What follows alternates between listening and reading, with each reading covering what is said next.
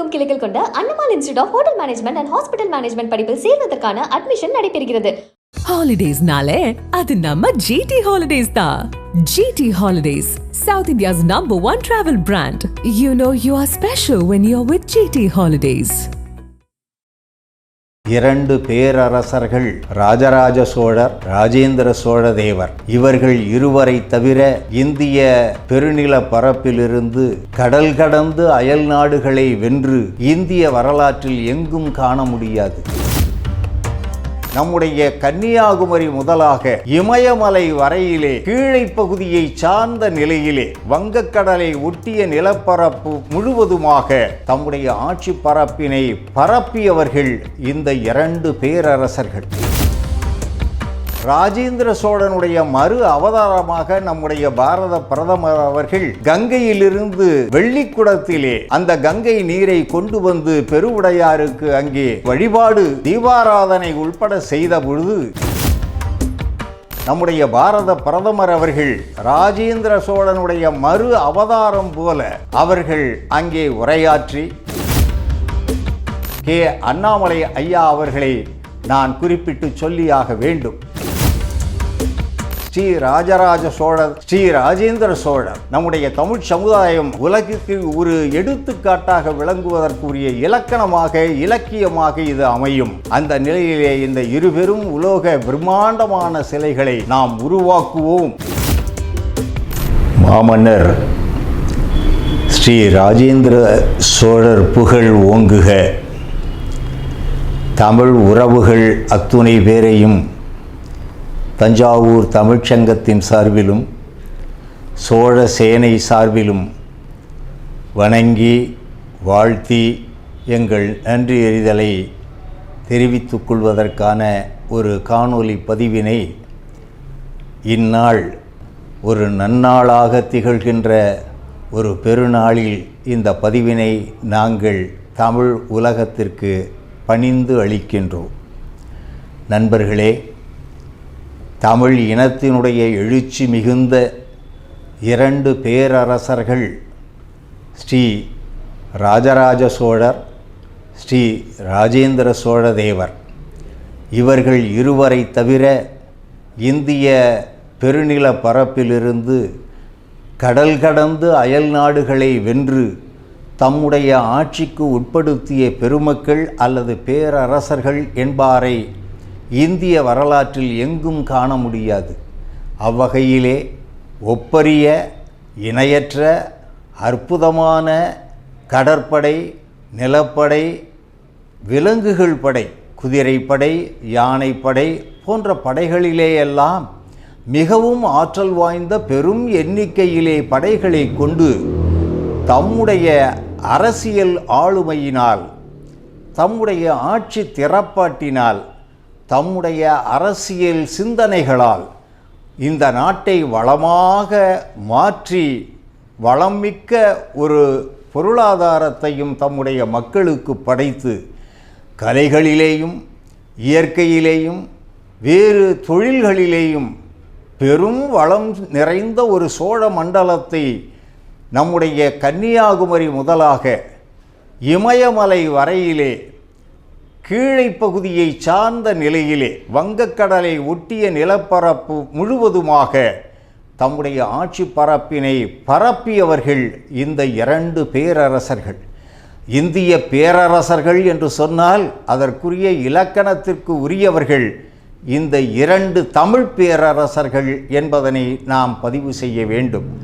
அத்தகைய பெருமக்களுக்கு இன்றைய நாளில் ஆடி திருவாதிரை விழாவினுடைய நிறைவு நாளிலே ஸ்ரீ ராஜேந்திர சோழர் அற்புதமாக எடுத்து அருளி செய்திருக்கக்கூடிய புதியதாக நிர்மாணம் செய்திருந்த அந்த கங்கை கொண்ட சோழபுரம் என்கின்ற ஊரிலே அந்த பொன் ஏரி என்கின்ற சோழ கங்கத்திலே தன்னுடைய விமானத்தில் வந்து இறங்கி அவனால் எழுப்பிக்க பெற்ற கங்கை கொண்ட சோழீச்சரம் என்று புகழ்பெற்ற ஒப்பற்ற கற்றளியிலே தம்முடைய வழிபாட்டினை ராஜேந்திர சோழனுடைய மறு அவதாரமாக நம்முடைய பாரத பிரதமர் அவர்கள் கங்கையிலிருந்து வெள்ளிக்குடத்திலே அந்த கங்கை நீரை கொண்டு வந்து பெருவுடையாருக்கு அங்கே அந்த சோழீஸ்வரமுடைய பெருமானுக்கு அவர் அட்டி அங்கே வழிபாடு தீபாராதனை உள்பட செய்த பொழுது தமிழ் ஓதுவாமூர்த்திகள் அற்புதமாக தமிழ் மறையினை இசைத்ததை நாம் நேரில் கண்ணுற்று மகிழ்ந்தோம் நெகிழ்ந்தோம். அந்த 2 பேரரசர்களுக்கும் நம்முடைய பாரத பிரதமர் அவர்கள் தம்முடைய ஆளுமை மிக்க ராஜேந்திர சோழனுடைய மறு அவதாரம் போல அவர்கள் அங்கே உரையாற்றி நம்முடைய தமிழ் மக்கள், தமிழ் அரசுகள், இந்திய பெருமை மிகுந்த பாரத புண்ணிய பூமி இவற்றினுடைய ஆளுமைகளையும் அதிலே சிவனருள் கூடிய நிலையின் பெருமைகளையும் ஒருங்கே எடுத்து ஓதி நிறைவாக இந்த மாபெரும் 2 அரசர்களுக்கும் இந்திய பேரரசர்கள் என்ற ஒரு இலக்கணத்தோடு கூடிய நிலையிலே பிரம்மாண்டமான உலோகத்தாலான அற்புதமான சிலைகளை உரிய இடங்களிலே எழுப்பித் தருவதாக அவர்கள் விளம்பல் செய்து சென்றிருக்கிறார்கள். அந்த விளம்பல் என்பது தமிழ் மக்கள் அத்துணை பேர் உள்ளத்திலேயும் தேனாராக பாய்ந்து வரக்கூடிய ஒரு நிலையினை நாங்கள் எங்களை போன்றவர்களும் நம்மோடு பயணிக்கக்கூடிய பெருமக்களுமாக நேற்று நெகிழ்ந்து போனோம். இன்றைக்கும் அதனை அனுபவித்து வருகிறோம். அந்த நிலையிலே நம்முடைய பாரத பிரதமர் அவர்களுக்கு நாம் மனமார்ந்த தமிழ் உலகத்தின் சார்பிலே, தமிழ் மக்கள் அத்துணை பேர் சார்பிலேயும் நம்முடைய பணிவார்ந்த நன்றிகளை தெரிவித்துக் கொள்கிறோம். இந்திய பேரரசர்கள் ஸ்ரீ ராஜராஜ சோழர், ஸ்ரீ ராஜேந்திர சோழர் இவர்களுடைய எழுச்சி மிகுந்த பிரம்மாண்டமான சிலைகளை எதிர்நோக்கி கனிவோடு நாங்கள் காத்திருக்கிறோம். இதனை ஆக்கி தருமாறு உரிய அதிகாரிகள், அன்பு உள்ளங்கள் அத்துணை பேரையும் நாம் பணிந்து வேண்டுகிறோம்.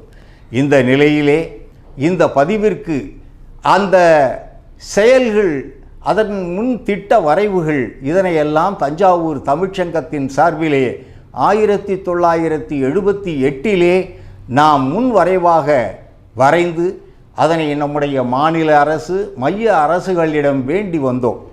அந்த பதிவுகள் அவர்களை சென்றடைந்தாலும் கூட காலச்சூழல் இப்பொழுதுதான் கனிந்து வந்திருக்கிறது. நம்முடைய பாரத பிரதமர் அவர்களுடைய திருநோக்கிற்கு அது உரித்தாக்கப்படுவதற்கு அடிப்படை காரணமாக அமைந்தவர்கள் நம்முடைய தலைவர் கே. அண்ணாமலை ஐயா அவர்களை நான் குறிப்பிட்டு சொல்லியாக வேண்டும். அந்த உரிய ஆவணங்களை, உரிய விளக்கங்களை, நாம் அளித்த அந்த குறிப்புகளை எல்லாம் கடந்த ஒரு 5 ஆண்டுகளாக நாம் அவர்களோடு விவாதித்து பேசி உறுதியாக்கம் செய்த அந்த விவரங்களை எல்லாம் நம்முடைய பாரத பிரதமருடைய கருத்துக்கு இலக்காக்கி அதனை கங்கை கொண்ட சோழபுரத்திலேயே அறிவிக்கை செய்யக்கூடிய அளவிற்கு அதனை ஆளாக்கி உருவாக்கி தந்தவர்கள் அந்த மாபெரும் மனிதர்.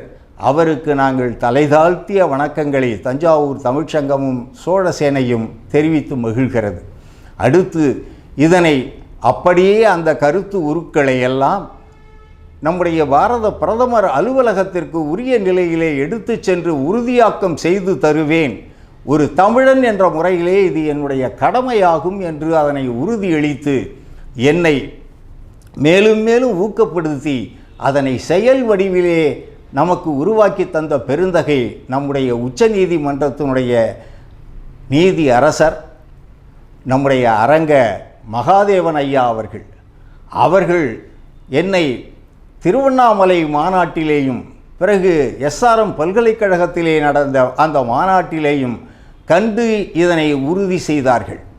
அவர்கள் நாம் கொடுத்த அந்த விவரங்களையெல்லாம் பிரைம் மினிஸ்டர் ஆஃபீஸ் டெல்லியில் இருக்கின்ற காரணத்தினால் அவர்களும் உச்சநீதிமன்றத்திலே பணியாற்றுகின்ற ஒரு வாய்ப்பிலே அதனை நான் எடுத்து மொழிந்து அதனை விளக்கம் செய்து விட்டேன் என்றும் என்னிடம் நேரிலேயே சொன்னார்கள்.